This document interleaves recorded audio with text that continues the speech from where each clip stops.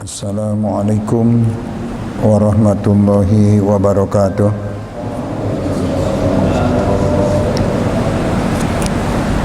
Alhamdulillah,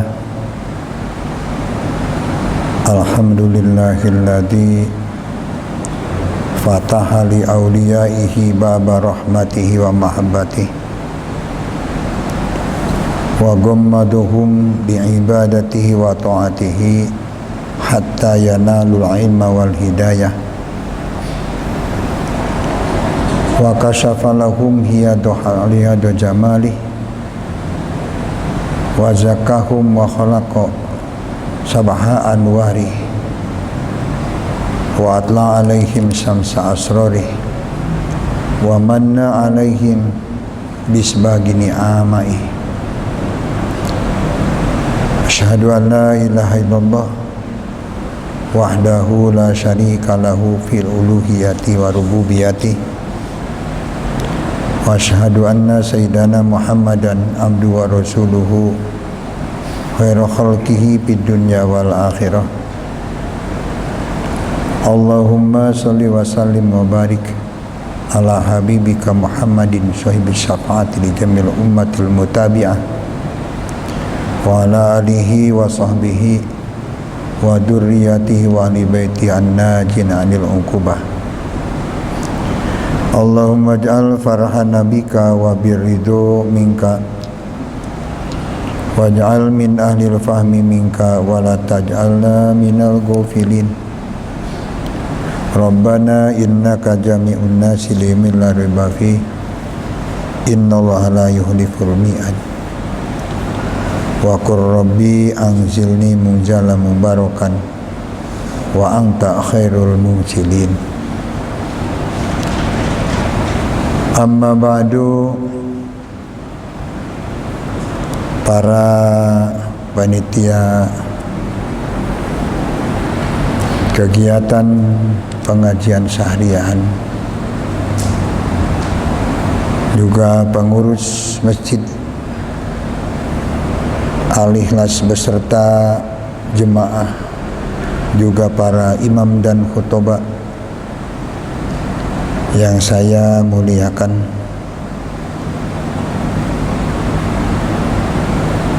Pertama-tama mari kita haturkan puji dan syukur kehadirat Allah Rabbul Alamin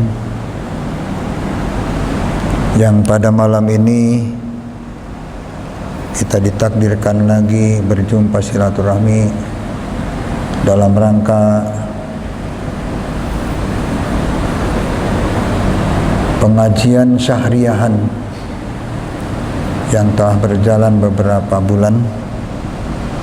Harapan dan doa mudah-mudahan dengan pengajian ini menjadi sebab dan dorongan akan datangnya rahmah maghfirah, ampunan dari segala kesalahan.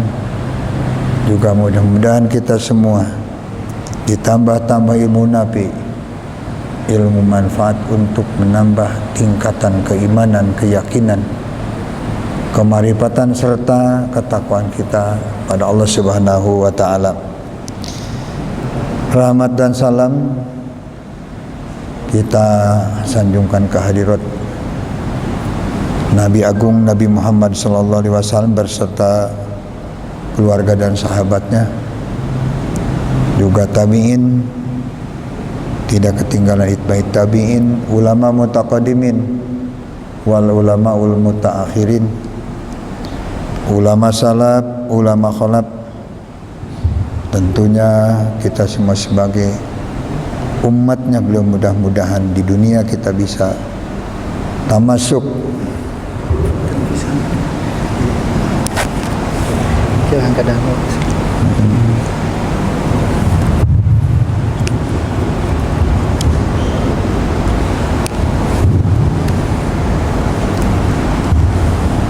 bisa tamasuk, megang teguh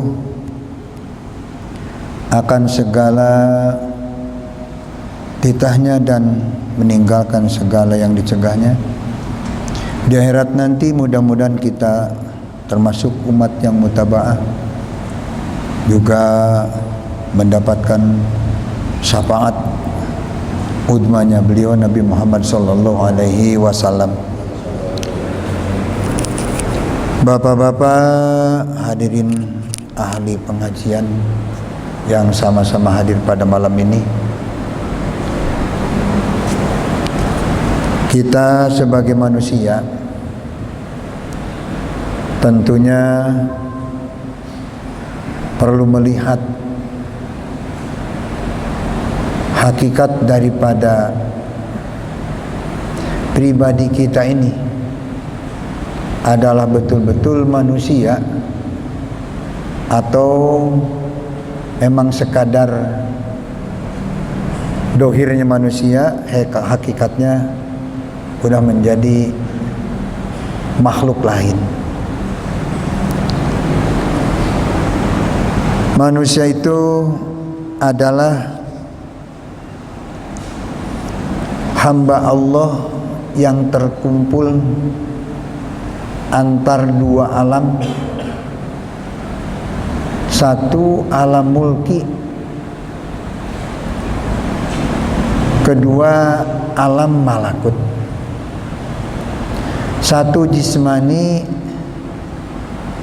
dan keduanya ruhani.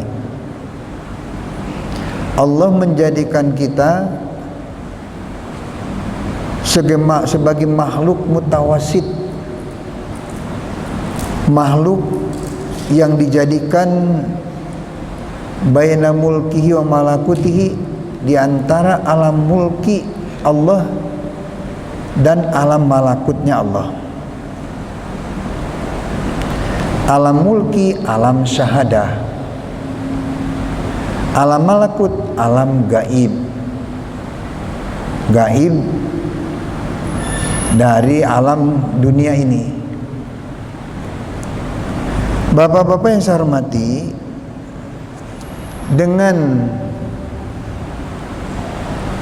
terkumpulnya alam mulki dan alam malakut, jismani dan ruhani, maka disebutlah manusia. Bila telah dikatakan manusia, maka tentu kembali pada hadis Nabi atau qaul ulama, yang namanya manusia itu adalah makhluk termulia. Makhluk paling mulia adalah manusia. Di antara manusia yang mulia itu adalah mukminin. Mukminin muttaqin, orang yang bertakwa. Mulianya manusia bukan dengan banyak hartanya, bukan dengan tinggi jabatannya, tapi makhluk manusia mulianya dengan takwanya. Bukan dengan usahanya yang banyak, bukan dengan kepemimpinannya yang berhasil, tapi manusia mulia dengan ketakwaannya. Yang takwa adalah mukminin. Di antara mukminin, pilihan di antara mukmin yang paling mulia adalah yang punya pangkat wali. Wali adalah kekasih Allah. Kalau lihat dalam Al-Quran, Allahu waliyul ladina amanu, wali itu adalah mukminin. Mukminin yang benar-benar sesuai dengan aturan-aturan keimanan. Antara lain, mukmin yang sampai derajat wali paham dan melakukan, meyakini rukun iman yang 6, mengenal dan bisa memposisikan dirinya pada tahapan iman yang 5: iman taklid, iman ilmu, iman iyan, iman hak, iman hakikat.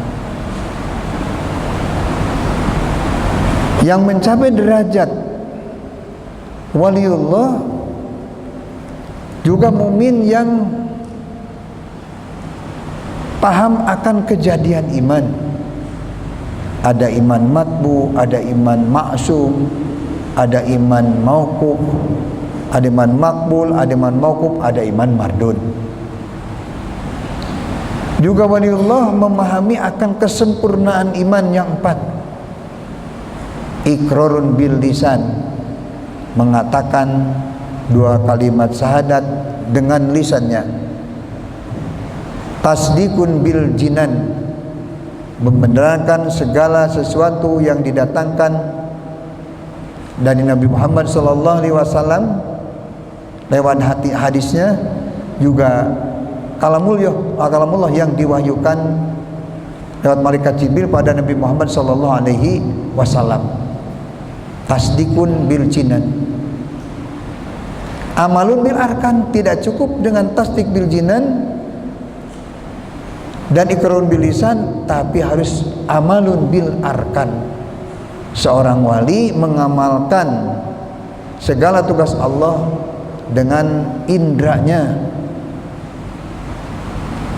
Yang keempatnya, itba'i sunnatin nabi.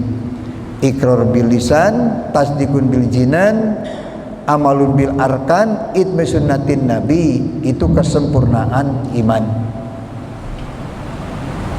Orang iman tentunya harus tauhid. Tidak bisa dibenarkan pengakuan seseorang iman pada Allah, iman pada seluruh rukun iman, apabila tidak tauhid, mengesahkan Allah. Tauhid bil af'al sampai tajalli af'al, tauhid bil sifat sampai tajalli sifat, tauhid bidat sampai tajalli dat. Orang yang tauhid baru diakui kebenaran tauhidnya apabila yang mengaku tauhid itu orang makrifat. Orang makrifat yang menjalankan rukun makrifat, antara lain idrok jazim. Orang makrifat itu menemukan dengan pasti Allah itu seperti apa, ditemukan dengan dalil, ditemukan dengan ilmu, dengan dalil. Itu namanya idrok jazim. Dari idrok jazim naik dauk jazim. Dauk jazim menentukan, memastikan Allah itu seperti apa lewat penemuan mukasyafah. Menentukan akan Allah adalah satu-satunya yang hak disembah, ditemukannya bukan dengan ilmu, dengan dalil, tapi menemukannya lewat mukasyafah. Itu nama dauk jazim. Setingkat lagi wujdan jazim. Wujdan jazim menemukan dan memastikan Allah adalah Tuhan yang disembah, Tuhan yang diikuti segala titahnya, ditemukan dengan wajdu. Wajdu itu ketika seseorang ditarik ke hadirat Allah dohir batin, di saat itu tidak menemukan af'al Allah, tidak menemukan sifat Allah, tidak menemukan sifat asma Allah, tapi yang ditemukan, dipertemukan oleh Allah kedatil bahtil wajibil wujud al kholi anis sifat wal asma. Dipertemukan pada Allah, pada dat Allah yang pada waktu itu tidak melihat apal Allah, tidak melihat sifat Allah. Dengan bahasa lain, kejadian seperti itu disebut al-ajul idrokun. Ketika seseorang tidak bisa menemukan, adalah ketemu Allah. Tidak bisa menemukan adanya Allah, tidak bisa menemukan tidak adanya makhluk. Al-ajul idrokun, tidak bisa menemukan adalah ketemu. Tidak bisa mengatakan makhluk tidak ada, dan juga tidak mengatakan Allah ada. Dan sama sekali tidak ada kegiatan, tidak ada aktivitas dohir, aktivitas batin. Disebut dengan kata lain makom panaul pana atau makom au adna. Selangkah naik dari Qoba Qaussain masuk ke au adna. Qoba Qaussain masih melihat adanya makhluk yang pada waktu itu pusat makhluk adalah Nur Muhammad dengan Allah. Qoba Qaussain namanya. Hilang Nur Muhammad, tinggal yang ada Allah. Au adna namanya. Nah, Rasulullah SAW pada saat diberikan anugerah kewajiban sholat 50 waktu di au adna. Ketika dikasih anugerah sholat 50 waktu, Rasulullah tidak bisa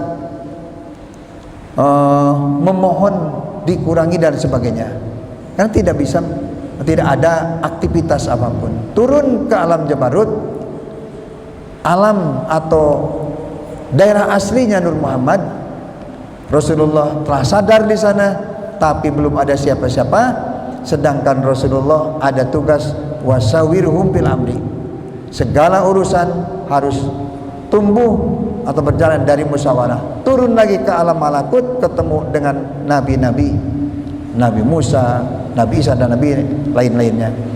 Kata nabi lain, Muhammad, gak bakalan kuat umat kamu melaksanakan 50 waktu satu hari satu malam.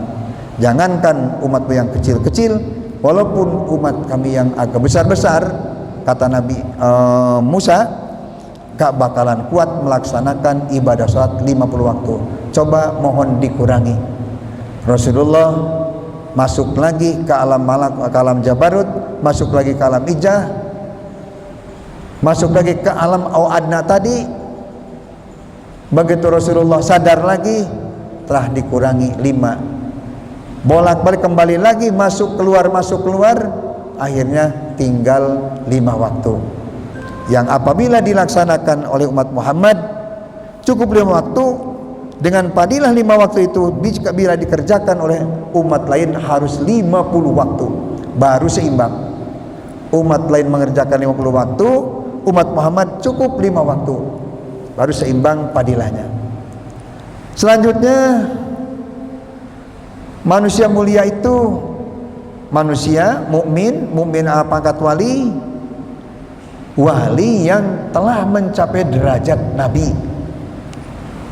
Bapak-bapak yang saya hormati, mengenai derajat kenabian, ada dikatakan Rasulullah SAW bahwa umat Rasulullah akhir zaman ada banyak umat yang dalam akidahnya sejajar dengan akidah nabi-nabi dahulu. Hanya tidak ada pangkat nabi, karena tidak ada nabi lagi. Untuk akidah, untuk keyakinan, untuk marifatullah, banyak umat Muhammad akhir zaman yang dalam akidahnya, dalam tajalinya sejajar dengan nabi-nabi dulu. Maka yang punya pangkat wali, yang sampai dengan derajat nabi, itu termasuk manusia yang paling mulia. Yang paling mulia di antar nabi adalah nabi yang pangkat rasul. Kalau nabi, orang yang dikasih wahyu tapi tidak ditugas untuk menyampaikan wahyu, tidak diberikan wilayah, diberikan hidayah, diberikan wahyu, tapi tidak ditugas untuk menyampaikan hukum kepada umatnya. Artinya tidak dikasih wilayah. Kalau rasul, orang yang dikasih wahyu, yang ditugas untuk menyampaikan hukum, itu rasul. Di antara nabi adalah yang berpangkat rasul. Di antara rasul yang paling mulia adalah rasul yang punya pangkat ulul ajmi. Ulul ajmi yang paling mulia adalah Nabi Muhammad sallallahu alaihi wasallam. Itulah tahapan-tahapan kemuliaan manusia. Kalau sudah sampai pada Nabi Muhammad, maka manusia itu adalah paling mulia di antara seluruh makhluk Allah. Yang paling mulia adalah manusia, yaitu Nabi Muhammad SAW. Kemuliaannya jauh di atas para malaikat. Kemuliaan Rasulullah, kemuliaan Muhammad jauh di atas para malaikat. Bapak-bapak yang saya hormati, manusia yang mencapai derajat kemuliaan seperti itu adalah manusia yang bisa memposisikan diri dalam situasi kehidupan sehari-harinya, masuk ke wilayah-wilayah yang dianggap atau yang dijadikan Allah sebagai tahapan-tahapan mulia. Karena manusia satu manusia tapi banyak isinya. Manusia satu tapi banyak isinya. Lewat simpanan asror, lewat simpanan rahasia kemanusiaan, maka manusia satu hakikatnya itu banyak.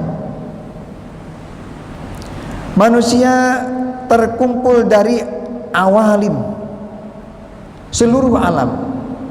Dikatakan manusia ini miniatur dunia.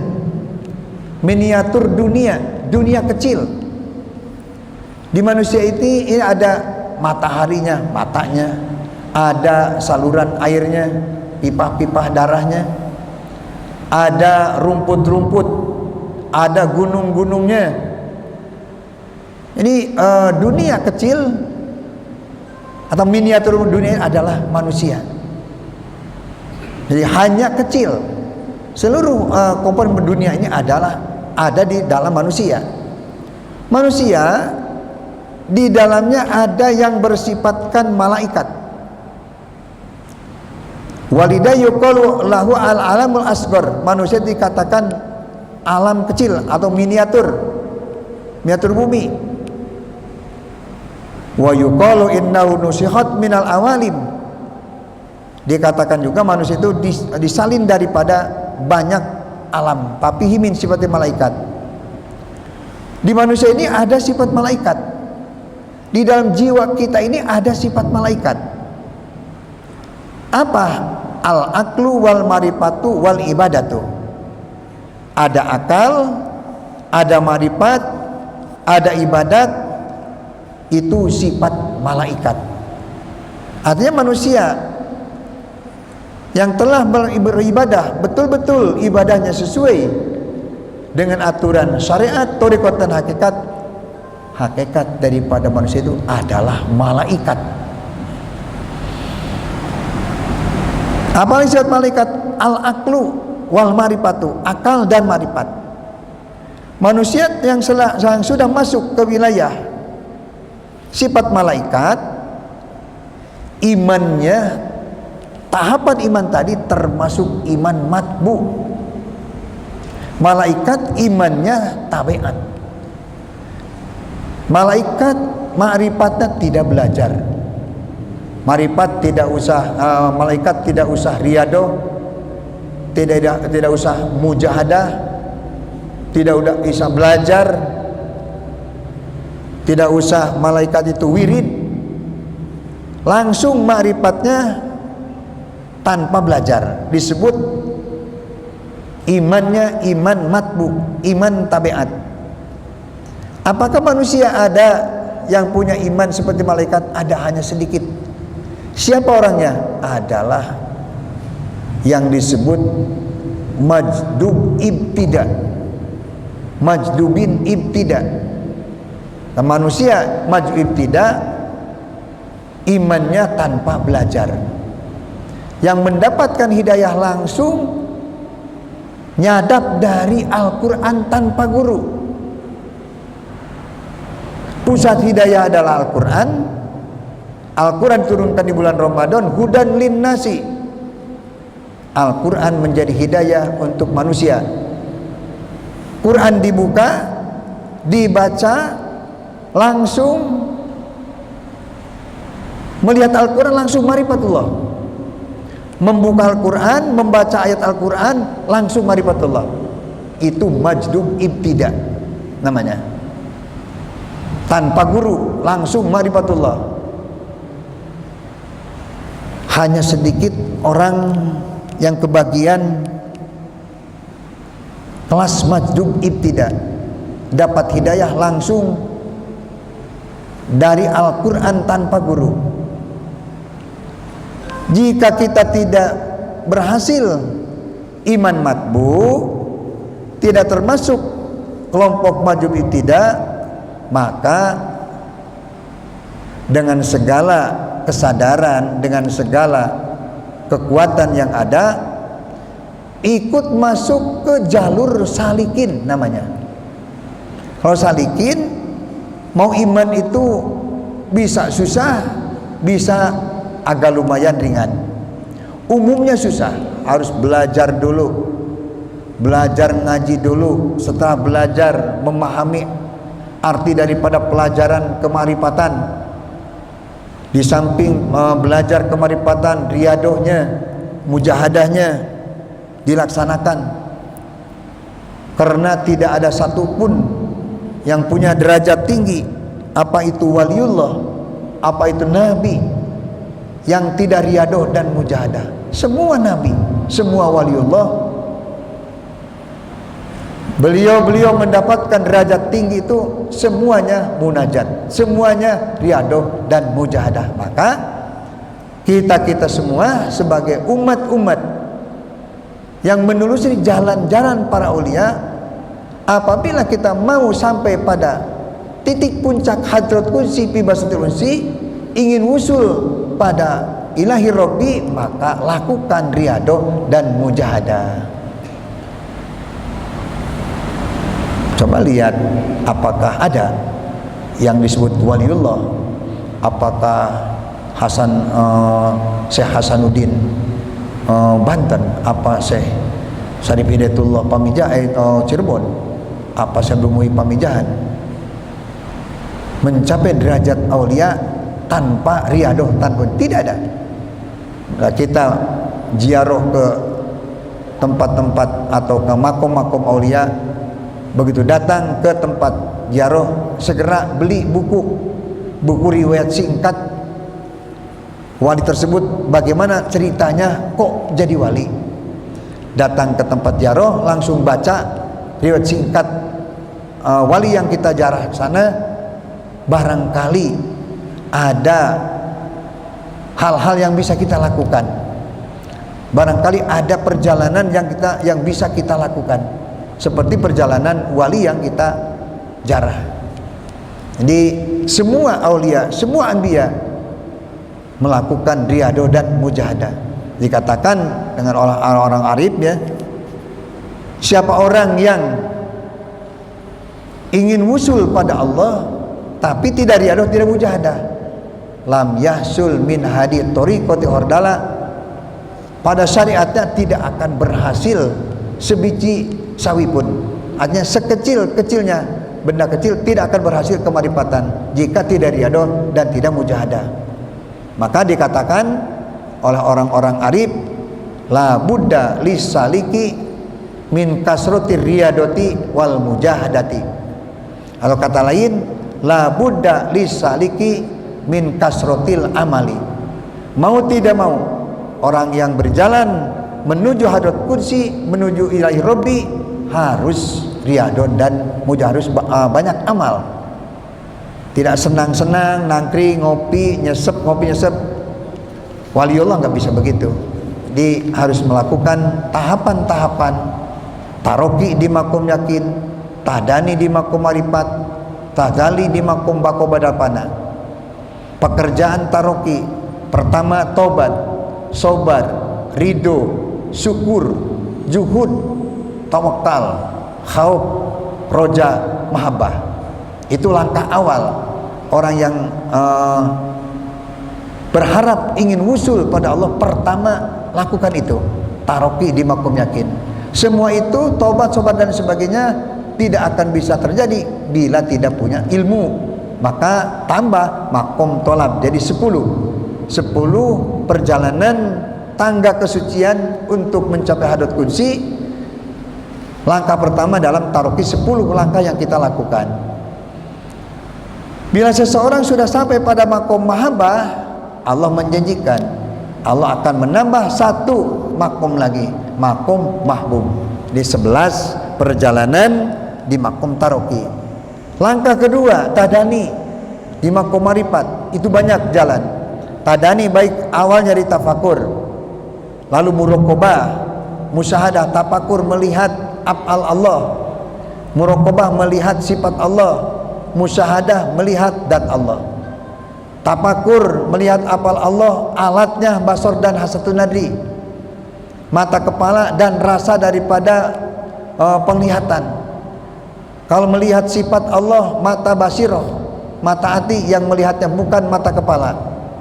Kalau Allah memberikan anugerah lebih sampai orang kita umpamanya dimasukin ke wilayah musyahadah, maka Allah memberikan kecerdasan atau terang benderangnya yang disebut mata siri. Wasir mahalul musyahadah, kama anna ruh mahalul mahabbah, wal qalbu mahalul ma'rifah. Qalbu tempatnya marifat, ruhu tempatnya mahabbah pada Allah, sir tempatnya atau alatnya musyahadah pada Allah. Itu jalan pertama. Ada lagi di makom tadani, ada dari makom parku. Parku itu pisah, ada, kita ada, Allah tidak ada. Parku mahjub namanya. Jadi hari-hari merasakan yang ada kita ini, Allah tidak ada. Allah bukan yang memberikan keuntungan, Allah yang bukan yang memberikan kesehatan, Allah bukan yang memberikan kewarasan, tapi kewarasan, kesehatan, keberuntungan kita yang punya. Kita yang punya usaha, kita yang punya kerjaan. Allah tidak ada. Parku mahjub namanya. Dari parku mahjub masuk ke wilayah jam'u. Kita ada, Allah ada. Kita ada, syariatnya, Allah hakikatnya. Itu jam'u. Masuk jam'ul jam'i, Allah yang ada, menipis penglihatan, keberadaan kita ini menipis. Kaspatal pana, seperti orang seperti penglihatan orang ketika ada samakah, ketika orang di pagi hari matahari belum terang benderang, tapi sinarnya sedikit udah tumbuh, jadi penglihatan belum jelas. Surah mutahoyala fil hawa, atau melihat makhluk ini seperti bayangan makhluk di udara. Akhirnya makhluk ini ada munmahdun. Ketika masuk ke makom jam'u, kita ada, Allah ada, jam'ul jam'i, kita ada tinggal sedikit penglihatan pada makhluk, pada diri kita sendiri, yang ada apal Allah, sifat Allah dan Allah. Akhirnya kita jadi tidak ada, yang ada apal Allah, sifat Allah dan Allah. Itu parku jam'u, jam'ul jam'i. Jalan lain, wusul sampai di wilayah, ittisal sampai di gerbang, sampai di pintu utama. Wusul sampai di pintu depan, di gerbang. Wusul, ittisal sampai pintu utama. Sudah sampai di pintu, mupatahah, mohon untuk dibuka, pijit bel atau ucapan salam, minta dibuka pintu, mufatahah. Dibuka pintu mugayabat, pintu alam gaib dipertemukan dengan ruh kita sendiri, mukasafah namanya. Lalu muhadoroh, lalu muhadasah, lalu musyahadah, muayyanah, mutola'ah. Jalan lain. Ada lagi jalan parku, lalu panaul pana, panaan panail pana. Itu taroki, tadani. Langkah ketiga adalah tadali. Tadali setelah sampai di puncak perjalanan, hanya Allah yang ada. Kembali pada ayat kullu man 'alaiha fan, seluruh makhluk itu tidak ada. Wa yabqa wajhubika dzul jalali ikram, yang ada hanya Allah. Makhluk tidak ada, yang ada hanya Allah. Nah, setelah itu maka sohwi lagi, tumbuh lagi ingatan, nyalur lagi akal jismaninya, berfungsi lagi, taklif lagi, disebutnya makom itu adalah makom tadali, makom bako badal pana.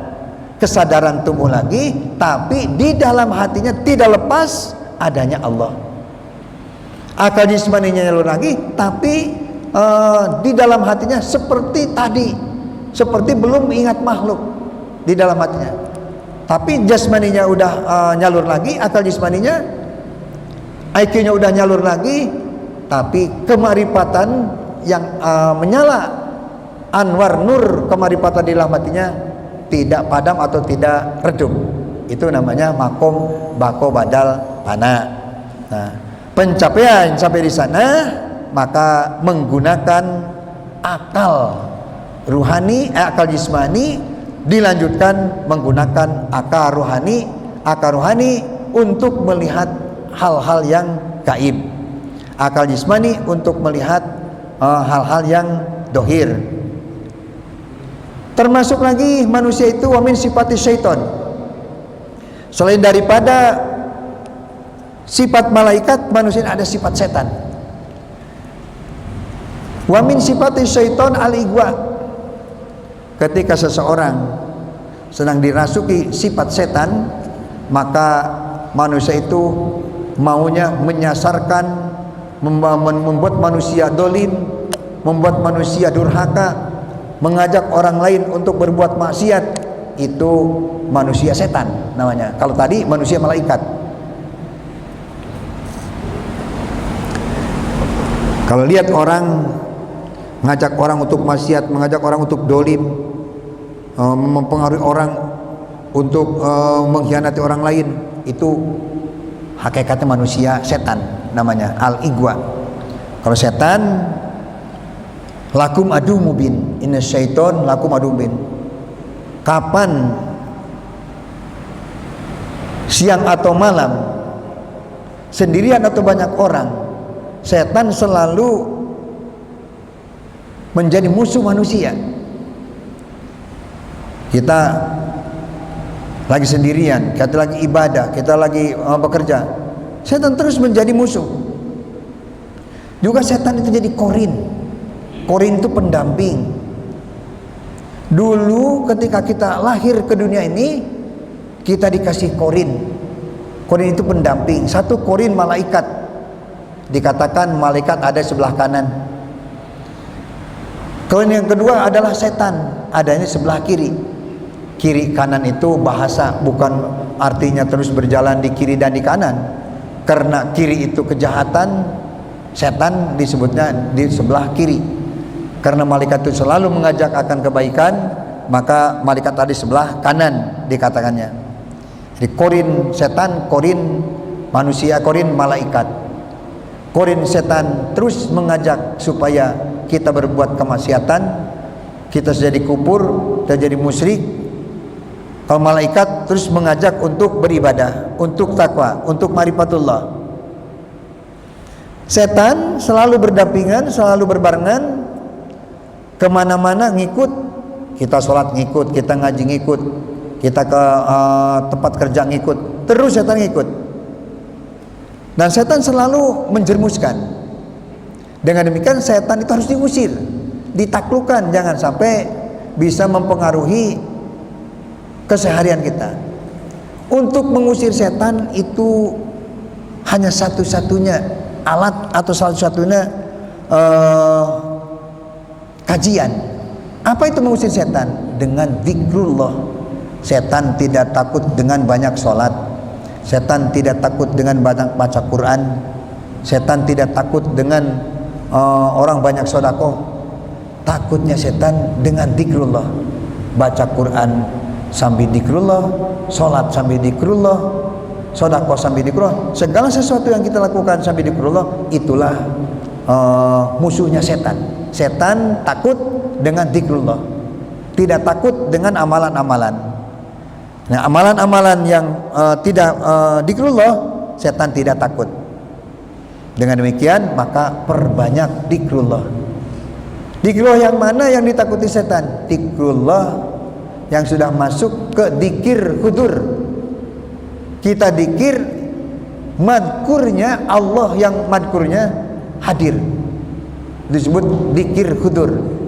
Kalau dikir goflah, kita dikir hatinya melamun, hatinya kemana-mana, tidak hadir Allah. Ketika dikir Allah tidak hadir, itu namanya dikir goflah. Dikir goflah tidak ditakuti setan, malah dikir goflah bisa jadi tempat setan, jadi rumah setan.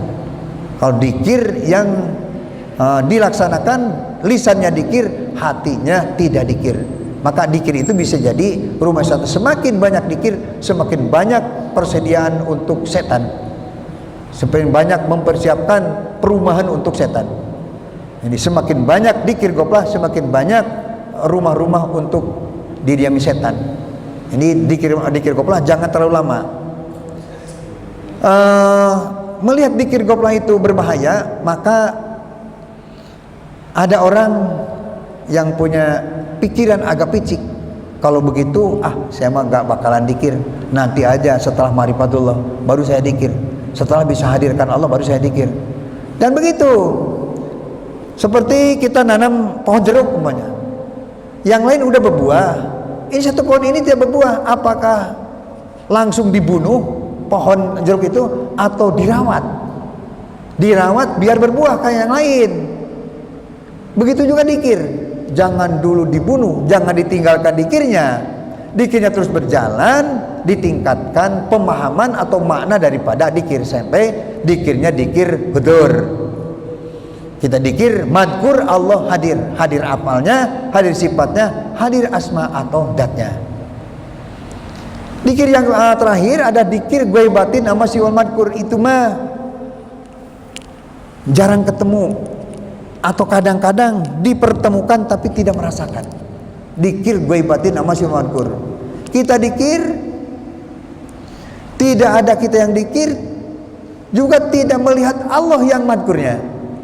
Itu ghaibatin sama siwal madkur. Hakikatnya itu hanya Allah. Tapi yang tadi itu, yang al-ajuri idrakun, dikir yang al-ajuri idrakun, tidak menemukan adanya Allah, tidak menemukan tidak adanya makhluk. Dikir, lisan dikir, hatinya tidak melihat adanya Allah, tidak melihat tidak adanya makhluk. Itu namanya dikir ghaibatin sama siwal madkur. Terjadinya itu mah tidak lama-lama. Talma'u summa tahmadu sari'an.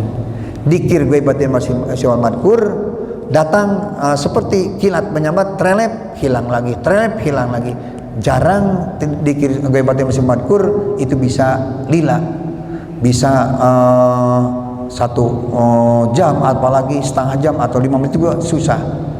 Sebentar-sebentar talma'u summa tahmadu sari'an, bersinar nyenter dalam hati, lalu hilang lagi. Itu dikir ghaibatin sama siwal madkur. Jadi setan takutnya hanya dengan dikir.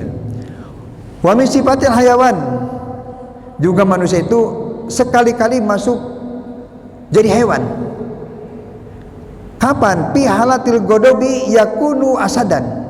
Ketika manusia marah, maka manusia itu menjadi singa, menjadi harimau, lebih daripada singa, lebih daripada harimau. Harimau jarang makan anaknya, tapi manusia waktu marahnya manusia, bukan jangankan anaknya, indungnya, bapaknya, semua dibasmi. Karena manusia telah godob, maka manusia itu seakan-akan manusia singa. Wa fi ghibati sawati, dan ketika manusia dikalahkan dengan syahwat, yakunu hinjiron, seakan-akan jadi babi. La yubali aina yalqa nafsahu, tidak peduli kemana melampiaskan nafsunya. Bisa jadi anaknya, bisa jadi adiknya, bisa jadi tetangganya, siapa saja, tidak melihat siapa itu dan apa halal apa haram. Ketika masuk sifat babi, maka manusia tidak akan melihat halal dan haram. Wa fi halatil hirsi ala dunya, dan ketika manusia terjebak dengan hirsu dunia, yakunu kalban, maka ketika manusia terjebak dengan hubud dunia, hakikat manusia itu menjadi anjing. Wa fi halatil ihtiyal wal hidayah yakunu diban, ketika mengakal-ngakal atau merencanakan agar manusia atau orang lain bisa jadi cilaka, orang lain bisa jadi bahaya, maka orang tersebut hakikatnya udah menjadi anjing hutan, tiban ajak gitu ya. Wa min sifatin nabat, juga manusia kadang-kadang menjadi sifat pepohonan. Yakunu fi badi ghusnan torian, pertama tumbuh kecil, membesar-besar, rindang, wa fi akhiri yabisan aswada, akhirnya mati. Itu manusia. Wa min sifatil ardi annahu mahlun nabatil akhlak. Manusia itu bisa juga menjadi sifat bumi, tempat bercocok tanam akhlakul karimah, tempat menanamkan ma'rifatullah, tempat-tempat menanamkan zikrullah, tempat menanamkan ibadah dan sebagainya. Wa min sifatil arsi, juga manusia ada kadang punya sifat aras, mahalun tajali, tempat tajali.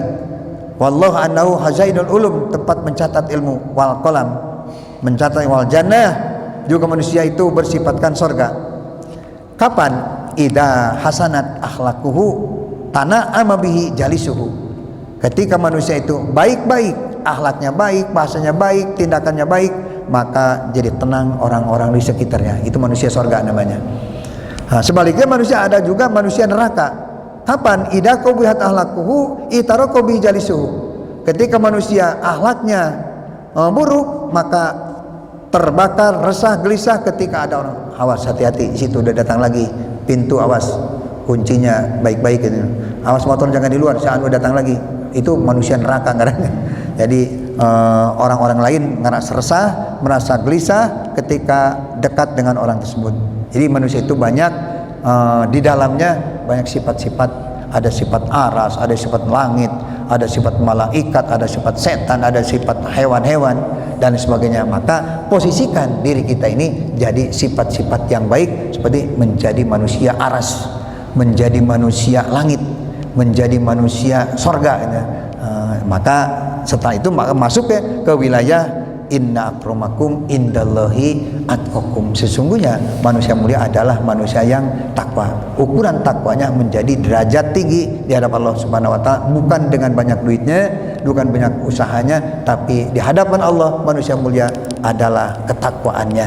Inna akramakum indallahi atqakum. Seperti yang bulan lalu diceritakan, pertahankan wajah manusia, pertahankan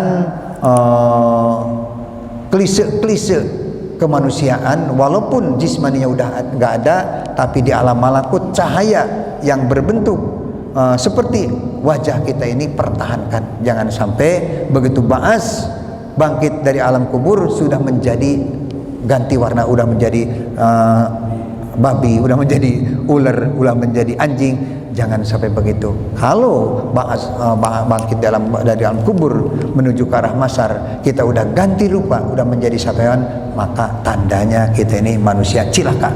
Walaupun ada iman, tapi masih maasnya banyak, kesalahannya banyak, maka baas sudah bangkit dari kubur, kita akan menjadi manusia-manusia hewan, manusia-manusia yang tidak bisa mempertahankan wajah kemanusiaan.